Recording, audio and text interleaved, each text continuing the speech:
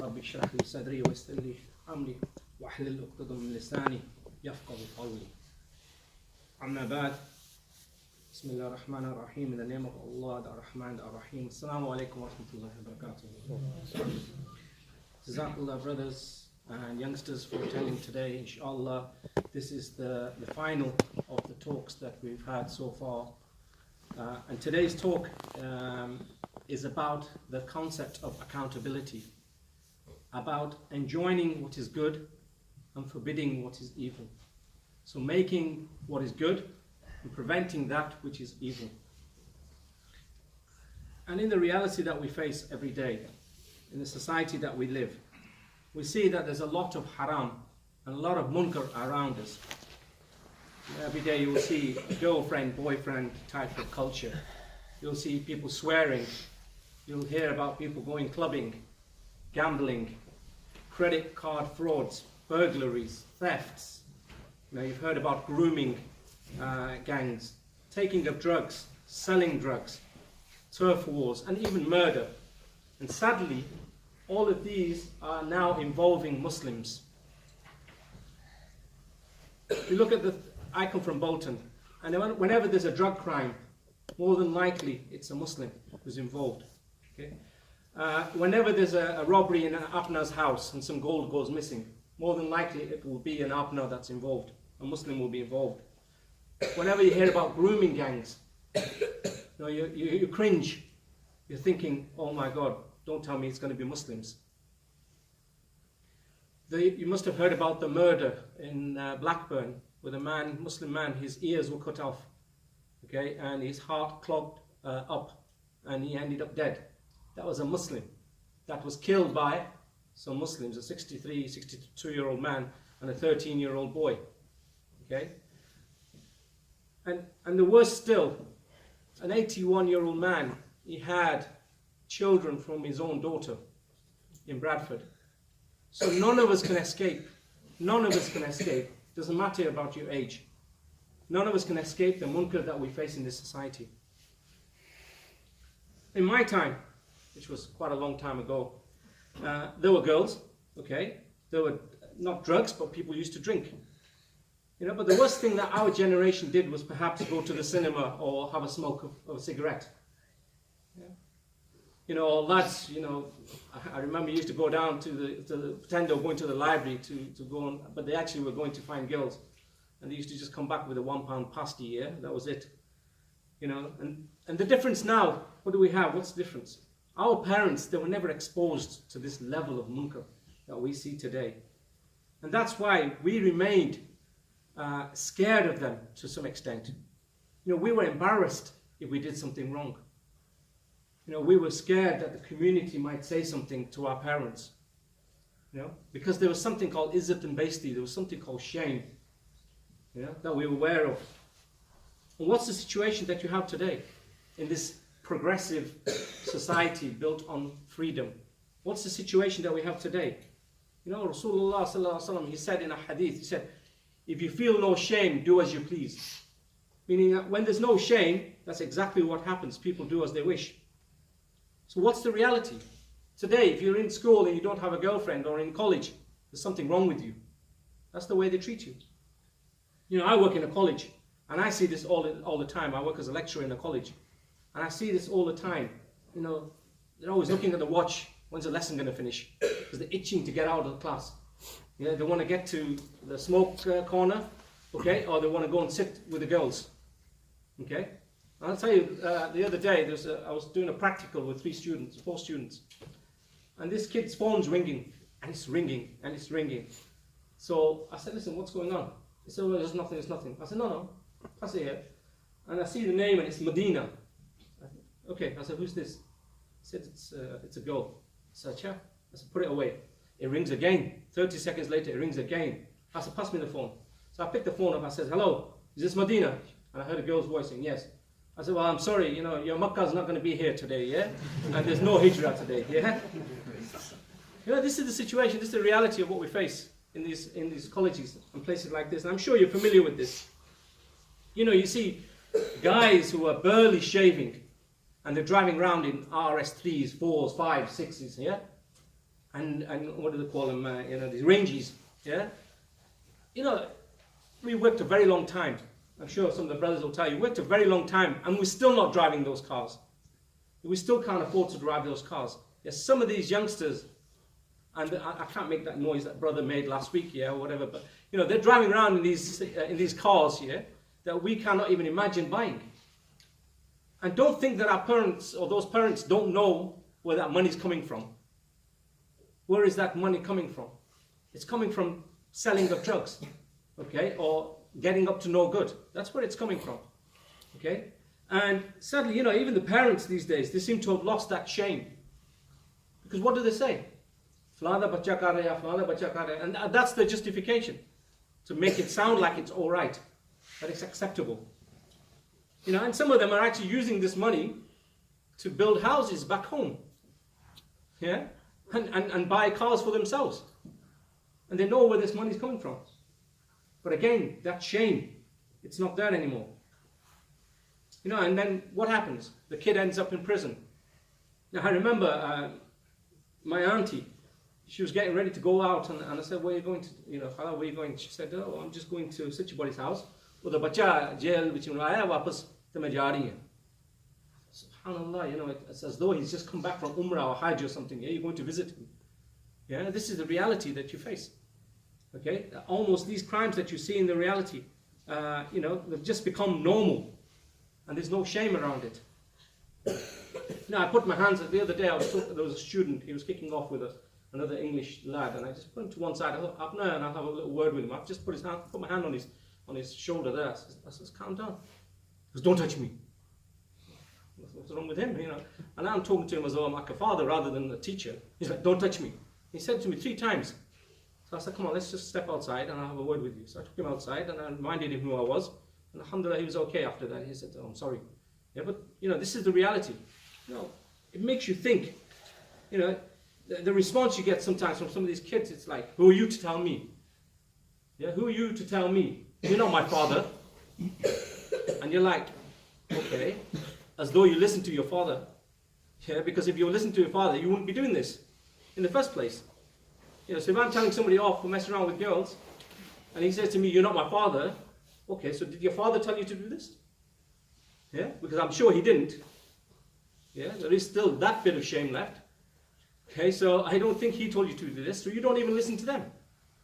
And wallahi, I'm not joking, even when I got to 35, 40, I was still scared of my father. Yeah, I remember when we were younger, he used to have a walking stick, a metal walking stick. No, he didn't beat me, but he had a walking stick, metal one, yeah? And on the bottom of the walking stick you have a rubber. Yeah, and his was so worn, because he used to walk to the masjid and back, his was so worn that the metal came through the rubber. So you could hear it when he was walking. Yeah? And when he used to go to pray in the masjid, and we were sitting around watching football, you could hear him when he was coming back. He'd already prayed his namaz. And he was coming home, and he was opening the door. And we hadn't even prayed yet. So we used to leg it in different directions. I was running that direction, my brother was in the other direction, all running for the toilet trying to make wudu. Yeah? That's how scared we were of our parents, of our father. It was respect. He wasn't going to beat us, but it was just the respect that we had for him and the shame and embarrassment that we'd face by upsetting him. Now, unfortunately, this doesn't exist like it used to in the past. And what's the mentality? It's this what I want to touch on today. What is the mentality or the attitude that we have? This attitude that it's not anybody's business what I do. I am free to do as I please. It's not your business what I do. It's not his business what I do. And that's the attitude that we have. It's a mentality. Okay, that I'm okay to do as I want. Really. Does the Muslim really believe, does he really believe that he's free to do as he pleases? Because when you say, Ashhadu an la ilaha illallah, Ashhadu anna Muhammadan abduhu wa rasuluh, you're no longer free to do as you please. You cannot do as you please anymore. Because you become Abdullah. You become a slave to Allah subhanahu wa ta'ala and His commands. So we're not free anymore. So this idea that we're free to do as we please. And there's such a beautiful ayah in the Quran in Surah Zilzala that says, فَمَنْ يَحْمِلْ مِثْقَالَ زَرَّةٍ خَيْرًا يَرَهُ وَمَنْ يَحْمِلْ مِثْقَالَ زَرَّةٍ شَرًّا يَرَهُ. That ayah says that every atom's weight of good that you do, you will see it on that day. And every atom's weight of bad or evil that you do, you will see it on that day. Meaning when you die and you're held and you stand in front of Allah subhanahu wa ta'ala on the day of Yawm al-Qiyamah, you will see the good and the bad. And the interesting word here is the word atom. Yani there was no atoms. I mean, you study biology, chemistry and so forth in school. There was no such thing as atom at the time of Rasulullah sallallahu alaihi wasallam. What this actually means in translation is the smallest possible thing that you can think of, smallest thing that you can think of which is good, you will see it on that day. And the smallest thing of bad that you can imagine doing, you will see it on that day. So we're not free to do as we please, because we will be accounted by Allah subhanahu wa ta'ala on this day. And sometimes, you tell people off for doing something which is wrong. And I have this with my brother sometimes. Me and him slightly differ in the way we think. Okay, and he sometimes will say, dekha jayega, we'll deal with it when the time comes. And it really annoys me when people say that. This idea that we will deal with this when the time comes. Na'udhu billah, what are you actually saying? You're saying that you will deal with Allah subhanahu wa ta'ala when that time comes. So yeah, I'm doing something wrong. I'm not doing something that I should be doing. But I'll deal with it. I'll deal with it when the time comes. And this idea is very flawed. Why? Because the only thing you're going to face Allah subhanahu wa ta'ala with is your amal, the good deeds that you do. And on top of this, it's very ironic. It's very strange. Why? Because if you're not doing what Allah and His Messenger has told you to do in this dunya, and if you're not staying away from what Allah and His Messenger have told you to stay away from, then on that day, the only one being, the only one soul that can act on your behalf, who can speak on your behalf, is Rasulullah sallallahu alaihi wasallam. And the ironic thing is, we are going against what he has said, what he has brought us, and then on the day of Yawm al-Qiyamah, we're expecting him to speak on our behalf. It's very ironic, and it doesn't make a great deal of sense to me. Allah subhanahu wa ta'ala says in the Quran, Surah Al-Araf, فَلَنَسْأَلَنَّ الَّذِينَ أُرْسِلَ عَلَيْهِمْ وَلَنَسْأَلَنَّ الْمُرْسَلِينَ. And the translation is that we will certainly question those to whom the messengers were sent, meaning us, and we will certainly question the messengers. And not only are we being questioned, but the messengers also will be questioned. So who are we to have this attitude that we will deal with it when the time comes? How arrogant are we that we are saying we will deal with this when we get there? And there's a beautiful narration, wallahi, of it's from Abu Sa'id in Sahih al-Bukhari and Muslim. And if you look at this narration, it really makes you think. The Prophet ﷺ, he gave a story of the past.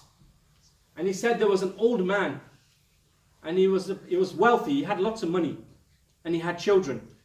And it came to the time of death. This old man, it came to the time of death, and he called his sons. And he says, "What kind of father have I been to you? What kind of father have I been to you?" And they said, "You have been a good father." And he told them that he had never presented a good deed before Allah. He felt that he had never done enough. And if Allah should get hold of him, he would be punished. So he's telling them that I've never done anything good, I feel. And Allah's going to punish me. So what I want you to do is when I die, burn me. So burn my body. And when I turn into coal, you get the ashes when something's burnt. Yeah? He said when you get that powder, make it into a powder. Make it into a powder. So get my ashes, make it into a powder. And then when a windy day comes, throw it into the wind. That's what I want you to do to me. And when the man's final time came, he died. And this is exactly what his children did. Then Allah commanded his ashes to come together and be. And the man was standing in front of Allah subhanahu wa ta'ala. And what did Allah subhanahu wa ta'ala say to him?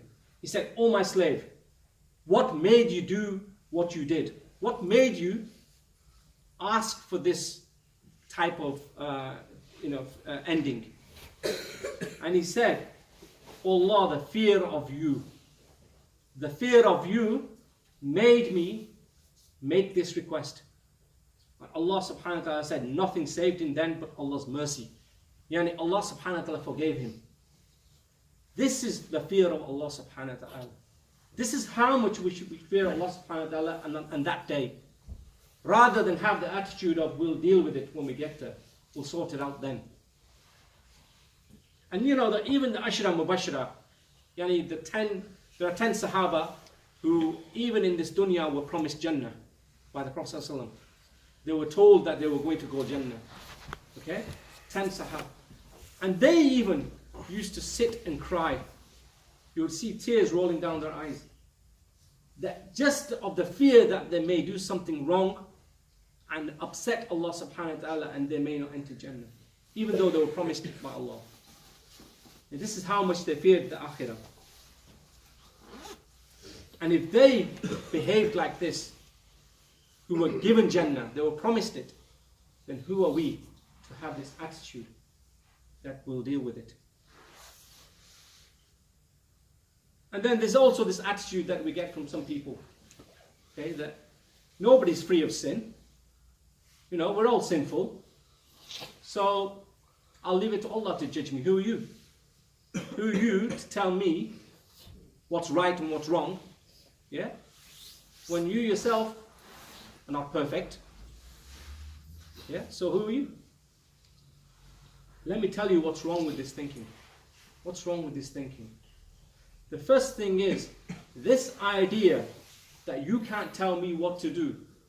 Yeah, you can't tell me what's right and wrong because you yourself are not perfect. This idea does not come from Islam. It actually comes from Christianity. And if you look in the book of John, you will find a statement, that apparently Jesus said to some people. And what happened was there was a woman, she committed adultery. And when she committed adultery, the people, they said, we need to punish her. We need to punish her like the book of Moses. We need to punish her by stoning her. Yeah, we need to stone her. So what was said? Apparently, they say Jesus, Isa alayhi salam said, he who is free of sin, cast the first stone. Yeah, so he who has no sins, you throw the stone first at this woman. Yeah. Now you can imagine, everybody's looking at themselves. And if I said to you, how many of you don't have any sins? You're not going to put your hand up. Yeah. So nobody threw the stone. Yeah. So this idea is from Christianity, and if you want to put it in modern terms, it's like saying people who live in glass houses shouldn't throw stones. Yeah, that's similar to that saying. So a question, does one have to be innocent of sin to account or advise other people? No. Why? Because we know the Sahaba Ikram. They used to enjoin what is good and forbid what is evil, even though themselves as individuals, they were not perfect. Because the only beings that are perfect are the prophets and the Masum child who is born on the fitrah. Yeah, they are the only things that are perfect, are not sinful. Other than that, every individual will be sinful. Yes, at some part of the life. But we know that Allah commanded us with enjoining the good and forbidding the evil. And there's a beautiful hadith about enjoining the good and the forbidding the evil, which is what really we're talking about today. That if you see something bad, what should you do? And how about asking people to do good? What should you do? And the hadith is of Sayyid al-Khudri. Okay, it says that if you see a munkar, meaning if you see something bad, okay, you should try to change it with your hands. Yeah? If you see something bad, you should try to change it. And if you can't change it, then you should forbid it with your tongue. You should speak out against it. And then, if you can't do this, you can't even do this, then hate it with your heart. Okay? And that is the weakest of Iman. That is the weakest of Iman. Just to hate it with your heart. And this is, telling us that it's a fard for us to enjoin what is good and forbid what is evil. So what happens if we don't do this? I don't do it, my brother Omer here doesn't do it, brother here doesn't do it, this young man doesn't do it. We don't go around telling people this is wrong, this is correct, okay, from Islam. What will happen? What will happen? The floodgates will open for haram. Yeah? The floodgates for haram will open. Because nobody will see it as their responsibility. So what will happen is that with time, you will see things getting worse and worse and worse. And if you don't believe me, talk to the social workers. They will tell you what's happening amongst Muslims and divorce rates. They will tell you about the cases of domestic violence. They will tell you about our own children now being fostered and adopted.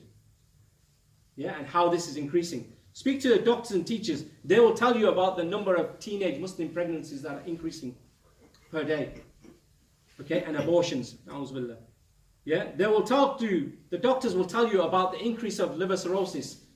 Muslims dying of drinking too much. Police officers will tell you about the number of youth that are being caught taking drugs and driving at the same time. It's on the increase.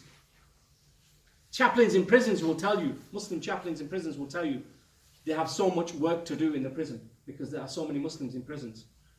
Funeral directors will tell you that whenever somebody comes in a car crash, most of the time, if it's a young man who's been speeding or racing, they'll tell you this. Taxi drivers will tell you the number of girls and boys that take into nightclubs at night and dropping back off home in the mornings.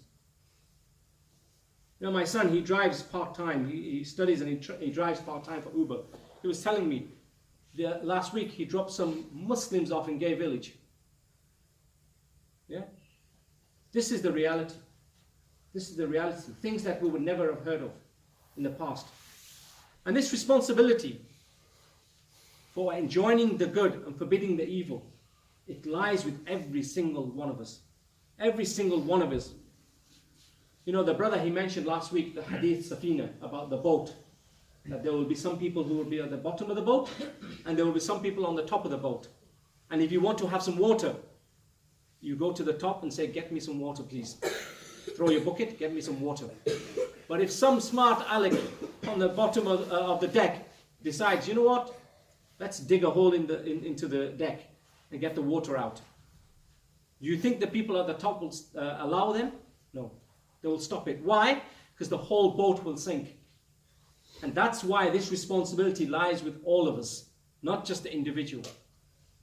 Not just the individual. And this is the context that Rasulullah sallallahu alaihi wasallam, he gave the hadith to the people.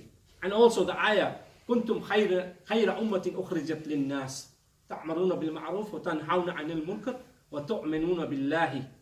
That ye are the best nation. Ye are the best nation raised for mankind. Yani us, we are the best nation raised for mankind. Why?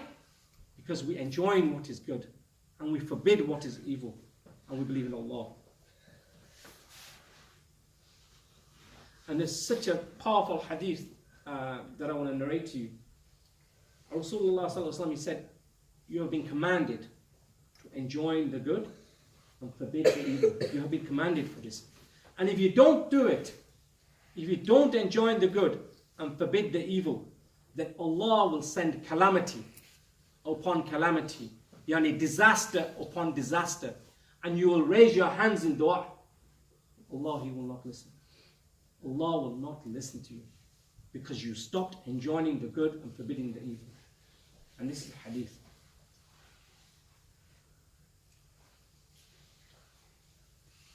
And remember, we're talking about the mentality of people and accountability. Sometimes, you know, we don't like being accounted. We don't like being told. Yeah, so if your teacher says to you, for example, you know, you didn't do your homework and they tell you off, you don't like them. You don't like being told off. Yeah? If I get pulled by a policeman, you know, or somebody gets pulled by a policeman for speeding, yeah, race this 5-0, yeah? That's what you say. Yeah? You don't like being accounted. You don't like it. Yeah? If a Maulana tells you to pray, yeah? He's got plenty of time on his hands, this guy. God squad. They're telling you to pray all the time. And we don't like it. We don't like being told. It's natural.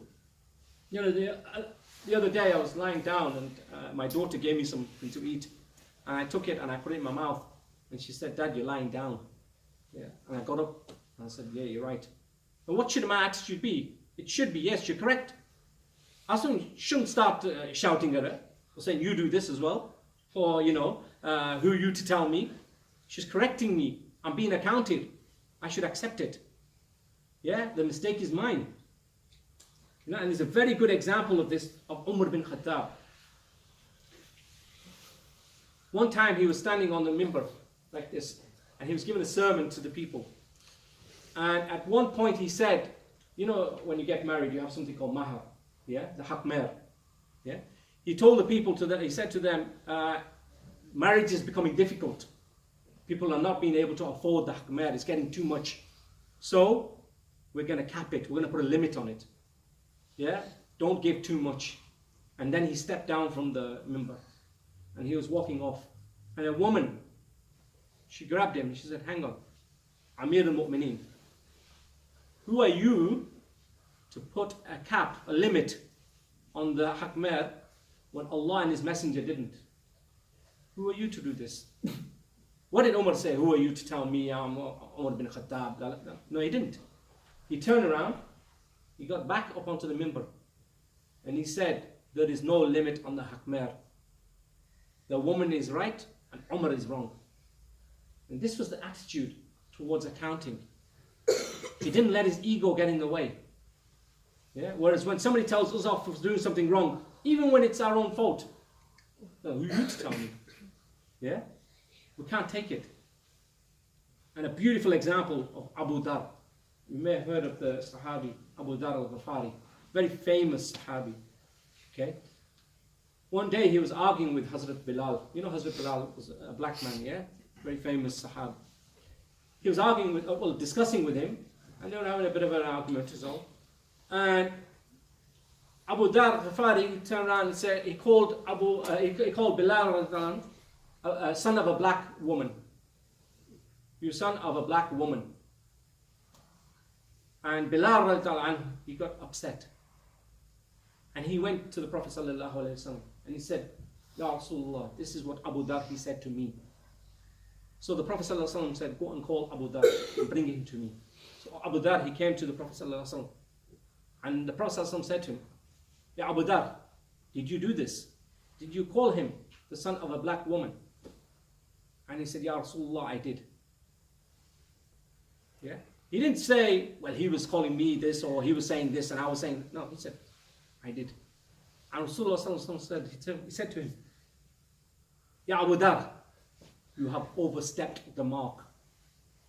It appears that there is still some jahiliyyah, yani ignorance in you." Because racism was something which was considered jahil, something backward. He said there is still some of that in you. What did Abu Dhar go? He didn't just stop there and say, "You know what, fair dues," or whatever. No. He went straight to the house of Bilal radhiyallahu anhu.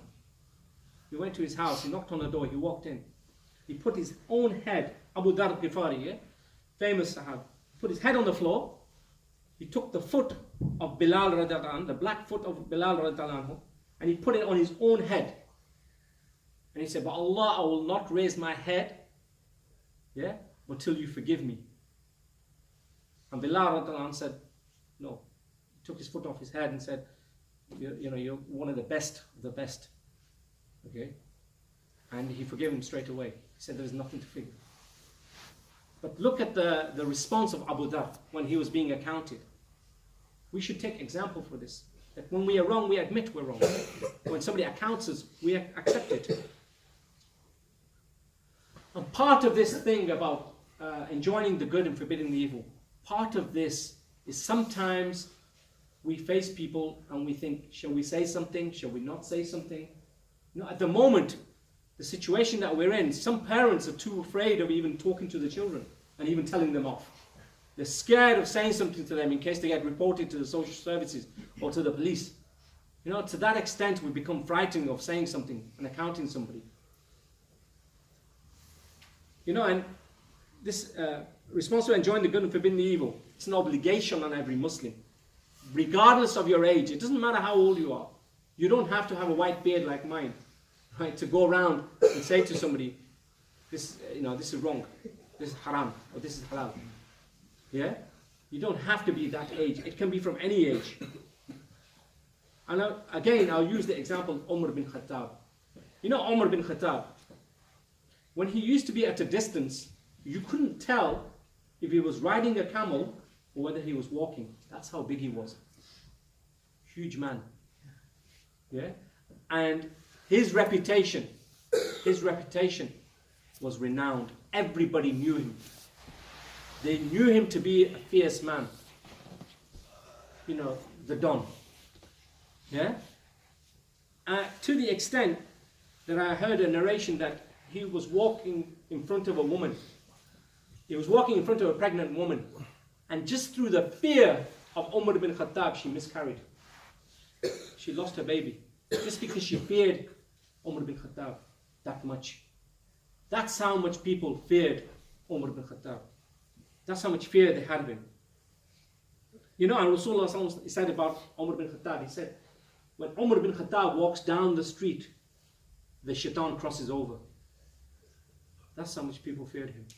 Yeah, and there's another narration that says that Dajjal, when he comes, he will be cut into two. There will be a Muslim that will cut him in two.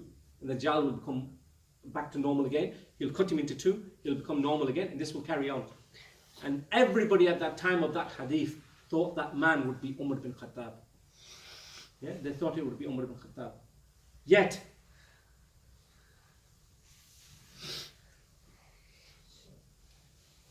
this man, Umar bin Khattab, I gave you the example of him being accounted.